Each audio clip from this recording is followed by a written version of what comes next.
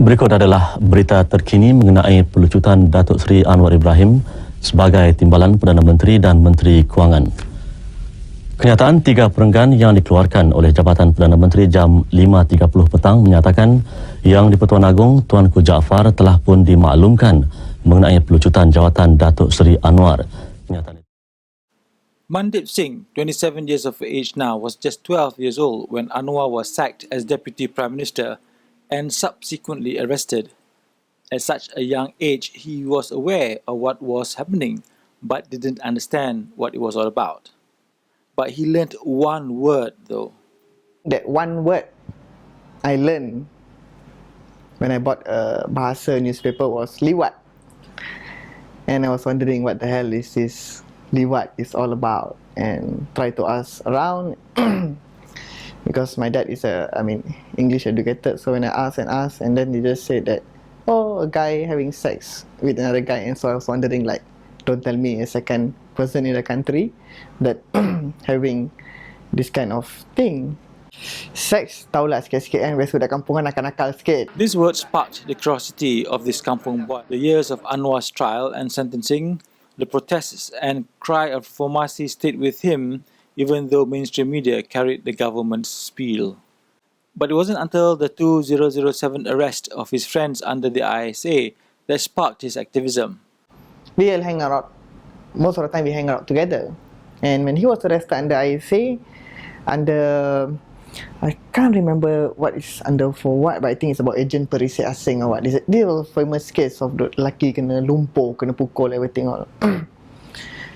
That's the part I was like wondering me, that's it, this thing is really, this country is really sick and it's really a lot of problem because this guy is a mechanic guy, kena tahan under ISA, and that's how that one was like an opening for me to know the activist group, human rights, lawyers, everything. At 21, he got close to the circle of activists through NGOs such as human rights champion Suaram. We asked if Reformasi is still an Anwar Ibrahim gig. Well, I think Reformasi has gone beyond that. Well, it started maybe to release Anwar Ibrahim. Everything was for Anwar Ibrahim. But today, I think Reformasi has gone beyond that. Reformasi is, for me, is now a slogan of reformation. For Mandeep, Anwar's sacking, arrest and cry of Reformasi has been vital. Without the incidents of 15 years ago, civil society would still be in a slumber. If you see, after 9 years of Reformasi, 2007, a bigger movement, I'm not sure a bigger movement or what, came of the PPSMI, Hindraf, everything all, but it's proven last year, when 428 happened, a big movement in the country. And I don't think this is my personal view, I don't think this thing will happen if back then in 98 the Reformasi didn't happen.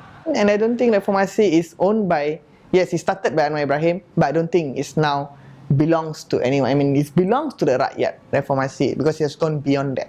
And today what we are is also because of them, the people who brought this thing on. Yes, Anwar Ibrahim went to prison 6 years, but there are a lot more other social activists who wanted justice, but they also need to pay for the justice that they want. After 98 and today, there are a lot of new people have come. Some feel that pergi demo, best glamour. Demo, tear gas, water cannon. And if you see, if like, the moment there's a rally, no water cannon, no tear gas, no confrontation, you can see on Facebook like bosan lah, this thing lah, that thing all. But I think there are 2 groups what I see, or maybe 3 groups. One is the Facebook group. They're doing revolution or whatever thing on Facebook. Another one who go to the street where they know that's the only choice. That's the only method you have. The last choice that you have. You try to engage, you cannot. And unfortunately, in Malaysia, when you go to the street, then people listen to you. If you don't go to the street, nobody listen to you. And there are the third golongan is just like suka-suka turun. Come there, get happy. Some even get happy if get arrested. Ambil gambar, masuk Facebook. But the young people today, I think they need to really understand on what really they want to. I mean, for me, it's okay. Like, you want a champion of TPPA, you want a champion of GST, and Manso ISA, free education or whatever. You know, there are a lot of things. But I think it's you should really clear on what you want and fight it all clearly. Don't like besok ada demo saja turun, demo saja turun, demo saja. But end of the day, you don't know what you want. So it's like you need to be clear lah. And yes, I feel and I believe there are a lot of people yet who doesn't really know what they are fighting for. There are some people who just want change.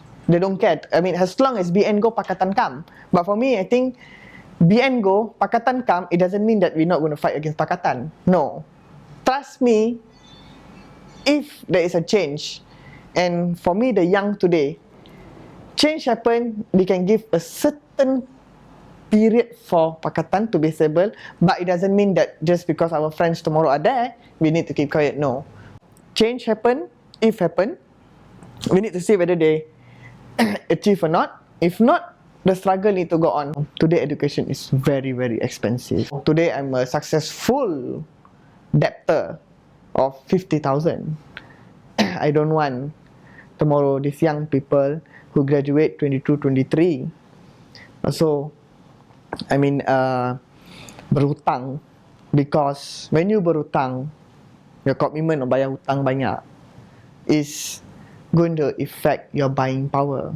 Once your buying power affected, this will not bring our economy up.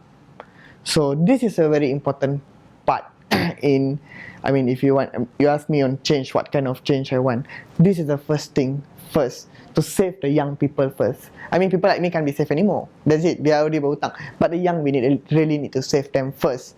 And after that, you go to the overhaul of the system, you know. If Anwar Ibrahim said, hari ini tubuh kerajaan, besok turun harga minyak 50 sen. If I ever get to say him something, I mean, meet him, I will tell him that, sir, it's like hari ini tubuh kerajaan, besok pastikan education terus free, selamatkan anak-anak muda. Because if I'm not mistaken, 1 year about 70 to 80,000 people, I mean students are graduating. We need to save them first. It's very important, because like today my sister is 18 years old. They have no choice. I don't have plenty of money. She's also taking PTPTN, and I know what's going to happen to her. So this thing is the first thing I want to see. I mean, whatever other things, it's important also, but I think the asset of the country is more important thing. If you don't do anything on the education system, 1 year 70,000, 4 years 280,000. So it's again these 280,000 people, young Malaysian, is going to be like me, In debt. in debts. So for me, because why I'm saying this is, I know I've gone through that. I'm stuck with that. This hutang going to be hutang keturunan. What I mean is, today 50,000, I don't know when I'm going to finish. I don't know if before I die I can finish or not.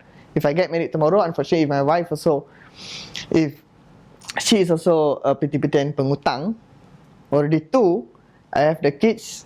If I can't afford, and I don't think it's like I don't think that as education is already a business today and growing up, my kids also will be pengutang. So you're gonna run in the family. Bapa utang, anak utang, cucu utang, you're gonna run. So I think this thing is the change that I want to see first, to save the young Malaysians.